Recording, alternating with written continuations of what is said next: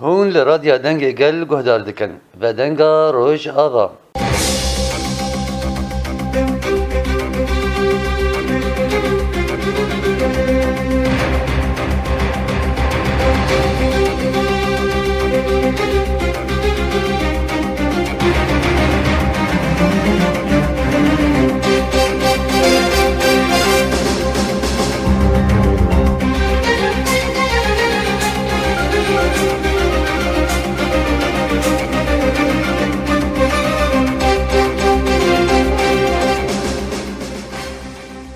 Di bernameya vedenga Rojava de ez Kurd diyar dirêyê boreme.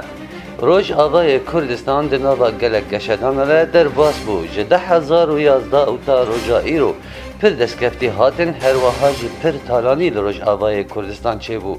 Di dema dawî de dîsa serokê Tirkiyeyê Erdogan gefan li ser Rojavayê Kurdistan dixwe. Gelo rewş ber bi ku vedire. Ji bo nirxandina van mijaran bi mereya rêzdar Azerşiwêş helbest van her wiha jî rojname van ji Rojavayê Kurdistan. Em xêratnava dike mamoste. Gelek spas em jî kêfxweşin bi vê bixwendinê. Weke lawê Amûdê ji demeke dirêj têne Rojavayê Kurdistanê ye eger demek Kurd hatibe dîsa çûye. Ji 2012 gelo di Rojava di bîrhaniyê de di dilê de beriya şureşa Sûriye hat binavkirin û piştî wê gelo çi guhertin di Rojava çêbûn nerîna wade. Berê gelek guhertin çêbûn. Yek jê wek em ji berê me digot em ji başûrê biçûk in, yani başûrê biçûk ê Kurdistan. Qet nedihat xewna me re tiştekî wilo li van de re çêb. Yani di asta Sûrî di wek dewlet û di asta Rojavayê Kurdistanê de. Wek niha rewşa Rojava û gelê Rojava tê dijî. Gelek guhertinin bingehîn tê çêbûn. Yani jor heta jî. Weke xewnekê guhertin Wek xewnekê bû nedihat nedbala ti kesî de bû. Ji bo vê yekê carna mirov matmayî dimîne. Yani ecîb mayî dimîne. Bes tiştê gelekî tê xwestin û giring divê mere divê baş kûr bibe. Mere baş kûr nebû, mere şaş nêzîk. Mere tê kûr bû wê nerînê mere jî rastexîn derkevin. Bele. Wê nêzîkî rewşê bin. Rewşa ana yani wek te kerem kir ji 2012 de yan destpêka min digot krîza Sûrî min nebû şoreşa Sûrî û ez naxwazim ana bêm şoreşa Sûrî. Ez Bele rastî krîzek weke krîza tê nas kirin. Îca ji bo vê yekê gelek guhertin tê dibûn gelek êş, gelek qurbanî, gelek ket, tacb. Ew bi deqa û saeta û roj û meha û sala jî zehmet hinkî bê şîrov kir. Ji bo vê yekê me wek ez wek kes jî nerînê xwe min digot ev tiştê ana dibe û ev keda Rojavayê Kurdistanê berxwedanak tê dibe û delalên ku di çeperê şer de li hemberî rêxistinek ku heştê dewletî alîkariya vê rêxistinê hane kiriye û ev efrît û cenawerê xwe kesên tundrew giş bi ser me çandine û Rojavayê Kurdistanê xetteke şirîtek sînor ev berxwedana li hengê Kurd keç û xortê Kurd û gelê Rojavayê Kurdistanê dike wê bibe qiblegeha mirovatiyê ji bo hemû cîhan û rastî jî yek tê kûr bibe ev. Rêzdar ez ê belê ji xwe naxwazim gotina te jî bibirim. Gelo weke li vê de jiyan jî kiriye. Weke tevgerên siyasî wek tiştê ana te dibêje no destaneke Rojavayê Kurdistan çêbû. Xewn û xeyala gelekî li vir ava bû gotîjên me bawer nekir ev destkeftî çêbin. Tevgerên siyasî Kurdî bigiştî çi qesî ferqa vê tiştî de bûn. Ji xwe tiştê gibû xweska ew tevgerana di vê kûrahiyê de bana. Yani di vê kûrahiyê de bana dibû ku rewş ji ana baştir be û çêtir be yan di vê haziriyê de bana. Yani ev tiştê gibû wilo ji ber yani nedixewna ti kesî de bû. Bes ku bû divê tijêre madam hûn tevgerin yani bimana ev partiyê siyasî giş tev yani. Di wê çaxê tu dibêjî gelo van tevgera çi perwerda da millet. Hemû tevger. Bele. Xelkê xwe ser çi xwedî kirin. Bi çi rengî nasnameya wan bi wan dan xuyanî kirin. Bi çi xwesî dijminê wan yani danasîna dijmin ji bo milletê wan çi bû? Çi xwesî pê dana? Çi xwesî di malê xwe de perwerdedan zarokê xwe كتشو خورتي خو مالباتا خو إيلا خو هوزا خو ملتي خو يعني يك جبر دكيليكين ولود كيليكين قال لك يقولوا زحمة وزود وبتايبت أفخطا مي سينور رجافاي كردستاني جبر انجخ برنجك يوسا دكارت برخو بده جفاكاته نري خستنكري به تي باجايا پر جرام بده او رحي نتويني كردواري تدوان ده نا افران ده بتل سروي وخدي جريدانا خاكي ومالي ما نتني خاك نتني جهه تجي بخو يعني وك اي تبه اي جريداي تبه جرك همو مالاته ودردوراته وخاكاته عرضيته رزيته حرت تشتيته ايته وغيريته جرك تو وك اي خلوان بناره انجخ بولو تكاري خو دروشاكو سوريا بقشتي وروجاباي كرساني كتي قلت نوصابه تنكار خلسر نقبكره وتبر خدانا لهمبر ريخستنك وقا سيتوندرو وتروريست تخلسر نقا رابقره جبار يعني مش درفه بون باش مرة بيتر بدبقو إيه سر خاكي مرة كتفرقي جبر أو جهانا قماوي بيشكتي ديت كسي تندروي خو تروريستي خو جزداني خبردان وبسر رجاباي كردستاني تشاندن مدديد بشعبي خو مدديد وقربانية كومدان أو قرباني أكيد ألترناتيفي واجي دمي بيش دوي تنبه دلالين كرد كچو خورتين كرد لهمبر فيري خستني راوسيان جاني خدان قلي خو باراستن خاك باراست ديسا جي دوباره بو إجا برجواندين دولتا هاتن ديسا جي نيفي روجاواي كردستاني دان دستي أو چتين كو أو جغرافي أو هرم بخوينا وان دلار رزگار بو ودبن شعبداريا هيزن ناف نتويده إجاجبو هيك أو دبي إيش قلك يمزن دمك جرك وجهي مرة شلو بفكر راوستي مرة شوا بخوينه مرة شوا بخوينه انجام اجي درخين أم دبي كاغزك خرد بن نزعيف بن تنخرت بن أو دولة تناجي جهل تناكي وتجبو خب كاربين حطا دمكي برجواندية يبيك هاتن دكار بر حد جبسة برد جبو في أفرقا مروف يكرد حر مروفك روشنبير دبي خندكار دبي كاركر جوتكار شو دبي برابي اف ملت دفي فرقه هاني كذا دفي جوده هي كذا خندن دفي بفيرنجي هاني به خندن دفي نتوي به خندن دفي كردواري به نه بارتيتي به نه تاكا كسبه انجخ بفيكي ام دكارن خلسر نقا بقرن وخلق جي هزي ناف نفتوي فيرنجي دكارن برزداري نزيكي او جواتيه كي بدت او جواتيه يبدأ رزدار آزش وش وقت دزاني جي دما بارتيتين آواكرن ريبازم شبو بيك اين ارمانج الفان ملتان لي دما جو بارتي بخد بارمانج قالوا شبو بلاتم سري قالاتين وكا رجاوه كردستان تري بيچن اكوكي دركتن قالك بارتي روم دبين لكلكا دولتا تركيا شر ولاتي خودكن يعني ابزو نيت شكوهات شب بلاتين ذهنيتك بو بلاتي مزن بخورتين بو بلاتي مزن جبو خا وملتي خا إيج أو خد حسبين جبين ملتي أو ياك نزعن بولو طنق نايش رو فكر سبق جيت نكار المسألة بنار دم طوفي في مسألة شنو أو طوف شكوني يعني تشاوان بشرنجينه ان شاء الله بخوينه ان شاء الله تشاواتي بخوينه يعني أنا مرة لجور مروفك يعني الجور خا يعني حر إنسان جي ما في ويه الجور خوش يروفبك لفي مسألة بنار يعني أفشما بس لجور ثمانية يعني إيج أنا از نزيكي شيستي سالي از لا في ملتي ما ودنا في ملتي سخدي بو لجور خم خدمت ومكار جيكر ووك از كرد الخب نارن از دبيجم جحرت شتي كردي از حزتك شحر مروفي جبر از لا في خاكين از دخازم مروف وخ بجي وخ بفكره وخ راب وروني ليه تدمين كرد أكيدن بريتا وسركيشك بارتياوي هي بربسيارك ويد قوت از تمثيلا كردا ولهنجي في ولاتي اي باشي دما قوت فان مرجي قال لك يزور وزحمت استل كيلكا ملياري فيدو زيد بينن يعني دجمني سركه جيبو دوزا كرد وك يعني وك ازليت نرى أفدج مني هار هو إيه الكيلك ما أزود بينم يعني بيفا كرد لبر إنسانكي ترك تبكار نكار بينه عاجز دبي هيرستيني جيبي ويتبكو جي چي جيبي ويتبكي إنه في بي الهمبر بكار نيني باش مادام مختي أو يك ولو التتنر بچرنگي و بچ ترزي و بچ شيوازي تيل كيلك عذيبه يان تي دريا بيفي خور وبلافوكي خده ورابون ورنشنا خبكي ازي تبينم بلكي تخولو نبي بس استك بينم تلكيلكا تارمان جوي تجمني بيكتين لما كل شاغي ازي تشلو تبحث بينم ريخستنا كردوار وتدبر ما في بيم التي تكارتك از ندبجم تعالي وك ام سياستي هنر فني باشي بدجمني خروني راب وروني بس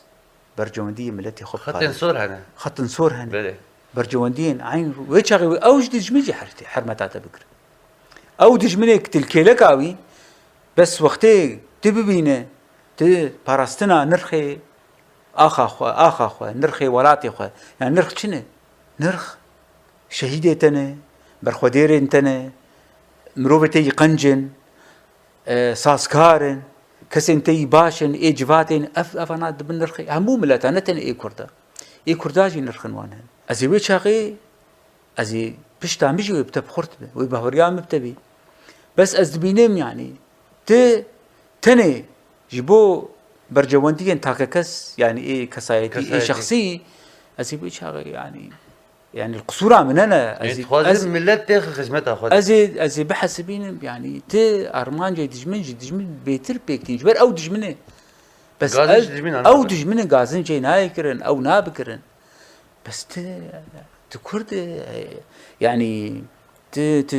تشيبوي تكرد بزماني كردي آخذه وتدبي أس باراستنا كرد وكردستاني أزدكم يشاو ويشا باراستن تشلوي بس از فين بكم تشلو كرداتي باريزي بتشلو تفي ترزي خمناك تفي ترزي جي كردا باريز ازبتر برزغريك تن ازبتر بس معنا از تبينم خراكر دو خراكرني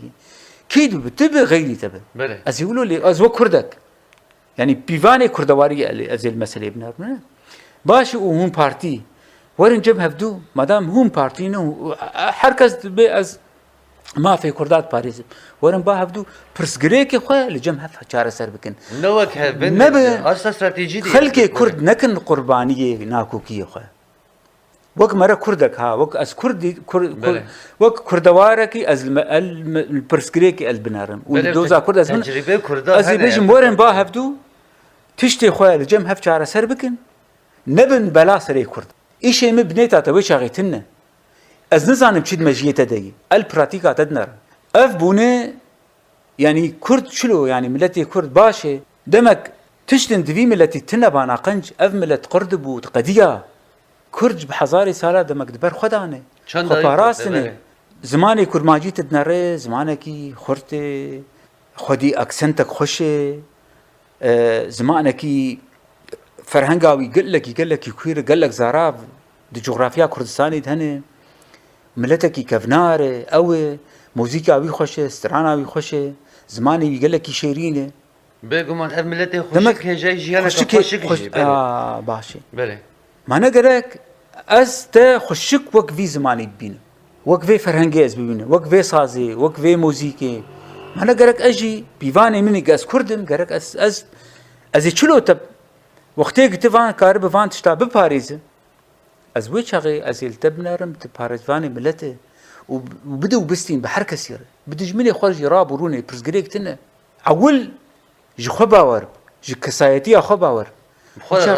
راس بله تبخور راس وصدي صد مري ملتي خرج راس صدر از شويش وقت ديزانه روجلات اناوين بر بگو هر نابدره تبدا جي بحث كن روجلات وخنامينه ایروجی هم دبینن لسر سری روج آبای کردستان اف بشه هری بچوک اوقات دجمن کم دبنج بو به تجربه یا گوبخوینا شهیداتی آبا کرن تک ببن گله هو روش ره ببریه چواد بینن وکه هول اروپا جو تماشا دکن وکه هندل روج آبا جو بینن چد ببراب تمی ریوبری لجم همو ملتا همو ملتی دنیای وک مردیتشی مرد بینه دما كوت ريفبريا ملتكيتك ولو عليه بشمدي يعني شكل ده غازن وش تبينكر وش كده جبرت تتسريدتي يعني تخو يادبه وتاودبه بمعنى دستلاداري آتي بله اكار نكش شاشتي ويش تنانا او اكيد يعني كيماني وبين كرن يعني تشت نورمال يعني تهمو اب دولتي قال لك بري ست صالي ساز بون او بون دقو ساعات حزاري بروبليما درد كفن بس جارة سردك او جارة سركرن دبي بيشكتن جبوي ملتي وجبوي واجباتي وجبوي دولتي وجبوي دستلاداري يعني ايه كردي وكردستان وك انا ريبريا خسر ام بيجن روجافاي كردستاني وباكور روجلاتي سوريا يعني اف تشتانا جارنا بري جارا وك نرين مرد نر زيدا قال لك تشتي قبتين قفتو كرين از بر حت لوان نرم جار سرد بن انا قال لك يولو بروبليم مزن تشتي استراتيجي مربعات بله او استراتيجي اك زراري دكينه جغرافيا زراري دكينه بروجي بروجي بخوا مرا بوي پرديشي غرق او بيديت ريفبري غرق بيكي ببيني يعني بيكي غرق او بخوا ببيني ويان حتى جي باقلي جفاتا هنا باقلي كرداج هنا حكيمي كرداج هنا غرق مرا وك خلقيها يعني اي باش پردي هنا اي كسوا نابين يعني او دبن شي ورمندي دولتا او ولاتا غرق دكي تشتي وك از دخازم يعني غرق ولو ببه لروجافاي كردستان يا باكور روجلاتي سوريا جبر يعني تديت وقت دستلاداري كي خلقي الفرد جينا تني كردن بله يعني عرب سوريا انا قال لك يعني ملتين وقت يعني رنگ هنا جبو فيكي يعني او تشتن قال لك يسفك هنا راحت جار سرد نقل كي مشكله ادن مرد في فكري بجبو ملتي مره فكري به راغاندن نا او راغاندن اطنق به راغاندن دبي او راغاندن اكفرب يعني ام شاشتين بري خود دوباره نكن دوباره نيكرن برا يعني مره نترسش خو بحوريا مره تخدي وقيس كده وشهيد وتشتي بوي انا روجافا الجم خلكي قشي يعني انا وك مزاركي سردانا ويتي كر جبار داعش تيجكست ريخستنا حري خرط تبارستنا جهاني كريا تبارستنا همونا تواقع جبوي فيك يعني يك سفك وبشوك الخنا دمي بيش وام ابو هيبي او از تخمين دكم يقولوا جيب اف وبب جهه مروفاتي تت باراستن افروج افاي كردستان وك برستگاه كبيروز وك برستگاه كبيروز بله وقتك مرة يعني يقولوا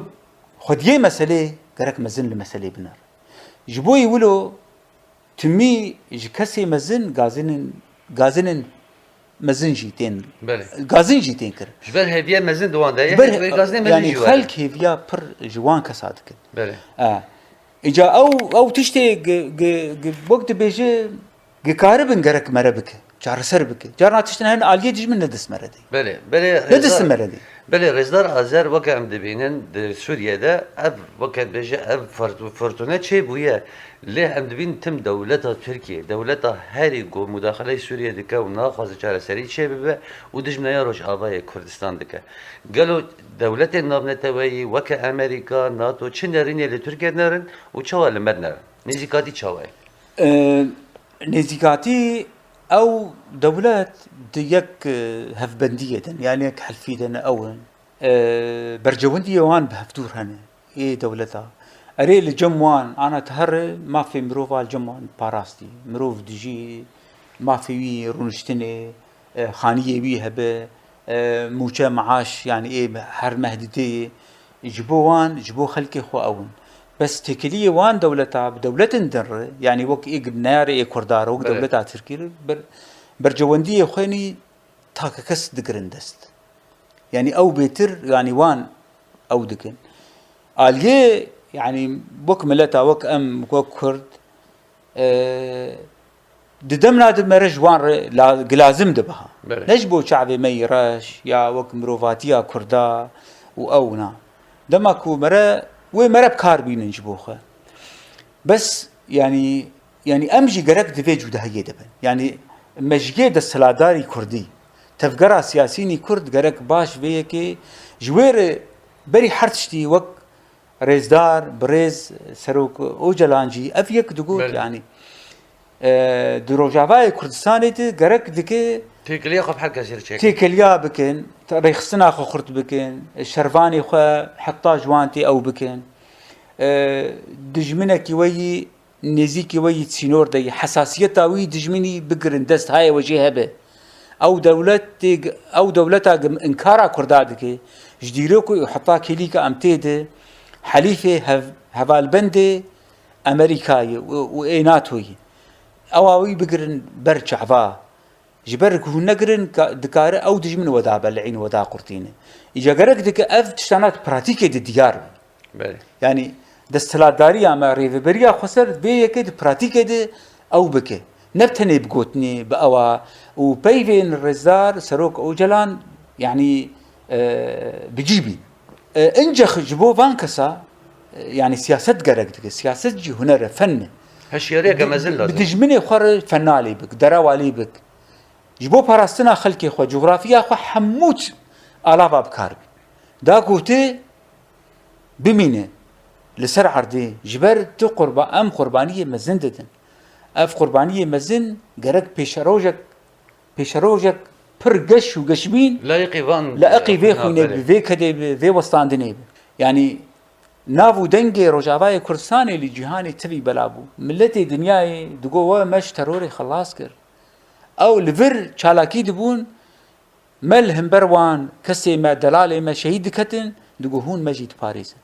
چاوا هون دكارن لهم بر فان تروريسا دبر خبد او دترسيان شر لبام ابو بله وكا برخدانيا روجاواي كردستان چه بود اصلا نفتويدت نوا جواكا ديج بلابو قالوا دوزا كردي بگشتيجي وكا روجاواي كردستاني نكتي روجاوا وان دولت هذا روجاوا وان جواكا ده پشگريك مزش روجاوا چه نبويه پشگري اكيد قال باش چي حتى بيكي ليكي جي بلكي وك ام دخازنا بله بس ايرو بس قالك پردج هاتنا قطان ايرو لكردستان بگشتي يعني الباشوري كردستان بنار روجاواي كردستان انا بنار يعني هيزين كو دستلاداريا جهاني تكن او باش مناس دلسوزيا كرداجي ناسك دلسوزيا برخديرين كرد شرفانين يبهجي ويبهجي هيزين سوريا ديمقراطيك ما بشعبي خد بين ناسك وناسك نفانا چقيس دلسوزن چقيسي تكارن دبر خبدن چقيسي فدكارن ويكي قشيد بينه إجا يعني وك كرد وك أف كسن نولري ما دفيد آلية دبلوماسي وسياسي ده أبر خدانية بهم با يعني بمثال وك بمعنى بقلبين آلية سياسة فن هنر أوجد أصلا بيبر خدانية ده أصلا يعني ويقول لك يعني هم جبوا ما جي وباش هم جهان ولو سياسة يتكن دولة ولونه بله. او سياسات يعني يقولوا برنجي تديت يقولوا تبرنجك يقولوا امبيجن مجيكي يقولوا رحات مجيكي هالبسفاني وحسكرن وعشق تبنر ناب مرولو لي بنر سياسات فن درون اوين جبوا ملتي خو حر تشتيبك جبوت في ملتي باريس اولو مره وكيف مره سياسه مداري ولوربي بله. سياسة مداري مجيد بيفيرين بملتي خور قلكي قنش قلكي بكري وصريح وسلا دجمني خوش دجمني خور تمي برا راسها بالسر هذا بله او دتتشاش ويشاقي مري بر رحت وك مروفكي كرت المسألة بنر مري رحت عادن يعني جفاتا كردي اكيد وين رنقك حر دمالك كيش براوك براي يا اخو حر يك برنجكي رنجي رابون او دبي زنجيني او ناب انه وقت ما شما نوك هفدونه او نوك هذي خوشيه اجا باف ودي سرمياني مالي وقتي باش فيك بكار بينه بخشاكي دمالي دعواتك ديالكتيك ادنا في بخشاكي خوشك دمالي دعواتك كرك ام جويكي دسبي بكن وآلية جفاتي دي يعني ام اري ملتكن جفاتا بس وك جفاتا وك تيخوستن جفاتا خراقر هين ام نزان چاوا بمروفي خربدن وبسينن اف برج مرقرق دكن تزانبه سياسة ولوية بمروفار دانو ستندن چاوا تكارب ويقزنج بك تي جبرد مروف دي تشتي باش برهنه وآلية نباشيد انسان دهنه هر انسانك ولوية آلية وي قنج او انرجي اويني باش تزانب بكاربينه تجواتك وك آگر ایتونه تی بآفرین او جوات خوراگر و چاقی دجمن جوی حرمتاتا بکره هزی ناف جهانی ناف دولتی جوی حرمتا مر رزدار آذر شویش براستی جی وک روشا دورا روجاوای کردستانی دجمنایا مزن هریشم پر او آرامی ندایه تا گوگ آواکرینک جی مزن چه ببه تم روجاوا دنا با شرار در باس بویه رزدار آذر روجاوای کردستان ایرو در باسی سردمه که هل بجارتنا دبه شبو شارداریان اوه لحر ولاتی چه دبه لی ام دبینن ترکیه کریه پرزگریکا هری مزن دبیج دولت آواکرین و از هریشه مزن بکم شیرو بکرنا ولی سر ویروشه چیه وەک دژمن داناسیناوی مەرە یان بگرە دەست پر نۆرمال تێ دژمنێکی وەک دژمنی ئەم بێژن دەسەڵاتداریە ترکی و ڕێژیماوی سەدی سەد وێژ بۆ کورتا بەرێژی گۆتی وی ئاناژی بێژ ئەو گەلێکی ترسن ژە ئەزمونە ئانا ڕۆژاوای کوردستانی هاتی ئاواکردن و چێکردن li başûr jî ana başûrê Kurdistan em bêjin yanî mane ew ê wan eşkere nedirage ew wê eşkere jî bo Kurdan tiştekî fişir dîtin ne ez mere matmayî dimîne gitirkî wilo nebêj sedî sed wê wilo adin tu binare meselê mirovatî ew çi yanî yek wê bê çi alaqe têkiliya Tirkî vê meselere xelkekî vire li vê dekê ewek ava bûye rêveberiya Xweser ava ne tenê Kurdin دبیرسری کتیا سوریه دترسم چه تکلیاوی کتیا سوریه اگه yani وقت به چهل قالا اکتیا سوری که افری ببریا خسره تجارینه او yani وقت به جداهی خستن و پرجبون خستن ویرنگ من و پروگرام یوان هی پروژه یوان هی ویرنگ yani ایجاب ترکیه ولو او بکه آد yani پرسکریک نه yani ne ترکی چما ولو گود ولو نگود قال لك جرينج يعني جرينج ووقت بيجي انتريسانت كو خديه خاكي وخديه في مسألة باش تشتيفر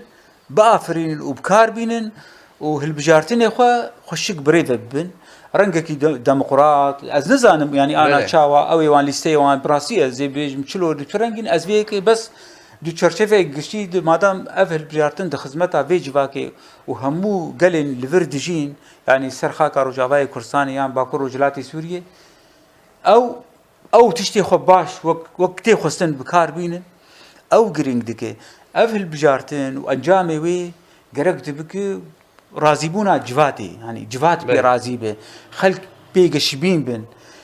کنگی ولو بو دجمن بخط فطس هدیتی يعني أوي بالا آدن يعني تركيا أو ترسا جبهة تركيا ما أو نزانن يعني أنا تركي شلو يمجيه بشاوي بله أو دولتنا قشان قز بيج أنا أو جما بيترجيزا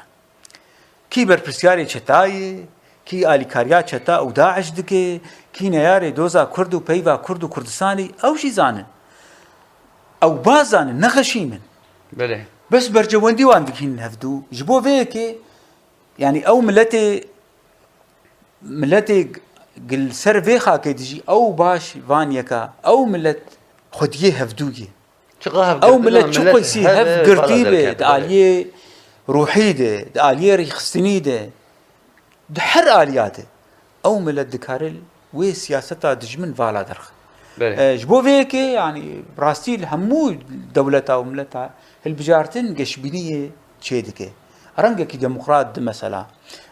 نونري ملت يعني ايج ملت وان تخازي كركلو وان درخه شفافيتها بوقت رنجي فكريه ما شما مريش شو بترسل يعني كيد برا يكي خدمتها ملت بك غركم البشجري بله رزدار ازدر لگور روشا ترکیه یا گو آنا تیل جیان دکه گلو ده امکانیش ترکیه هر گو ایریشه که به فرهدی سابقه جدجمن وقت بيجي حرتش يعني دبكو بكي يعني دبي يعني نا غريب ناي ديتن بس لقول روشا كو انا جهان تير درباست به و باكر رجلاتي سوريا يعني مرد بي بقولوا يعني تخمين ونرنجي بريبي يعني زحمت بي يعني جبر شلو جارنا تشتن هنا ولو بدمير أشكره دبن أو دبن بلكي ند برجواندية فان دولة عدبه يعني هزين سربست إيه جهاني ده بله هيفي هيكو يعني برنجك رنجان بيش يعني ببن وقت بيريجر لبيشيا هوفتيا ريجيما تركيا جبر أنا أوروبا بخويا يعني الدنيا عاجزي بو يجبو خلكي كوچ برد بن پنا برد بن أود بن يعني باشه يعني أود بن چار سريا پرسگريكا سوري بگشتي يعني دما قولو بو چاوا پرسگريك وديسا كي وينو بي يعني وأود بشعبي خد بينن يعني چاوا بو كي أبدر باراس كي الهمبر تروريجي كي كدا كي وستيا أو بشعبي خد بينن دبينن يعني دمك ويش على وقتي تركيا أولوكر أو جد بن هفكاري تركي بله د كوچ بريا ملت د خراكرنا في جغرافية د ويف عالم بري خو بدو كوي باش اف خلكي وقيسي لهمبر تروري بر خدا اف 16 سال يعني چاوا يعني بچرنگي يعني وچلو وفدي نكن يعني ديست ريبدن تركيا كو إيريشن وكشلو عفرين شو جريس بيجو سريكانية شو شاوين أوي بشرنجي ديوا دياكم كوجي مزن وشاركينو مزن دمك أوجي ويشاغد بن هفكاري فانكم كوجيا بله رئیسدار آذر شویش وقت پرسه کداوی 100 سالی گله کرد وقت نف سیاستا لوزانی دجیان کرن 100 سال لوزان بداوی بویا و اف کریزن روجلاتا ناوینده و گوهت نگود بن و چه ببن وقت همه شیرو وکا دیار دکن دنری نواده کردا دیوار لوزانش کنان دن 100 سال نوده استخمين دكم يعني لكوري اف ازموناكو مديت يعني بيفاجوك وقت بيدم دريش قلقوا ناغن يعني وك ام كرد يعني ما برديتن وما درباس كرن از باور ناكم يعني او روشي بري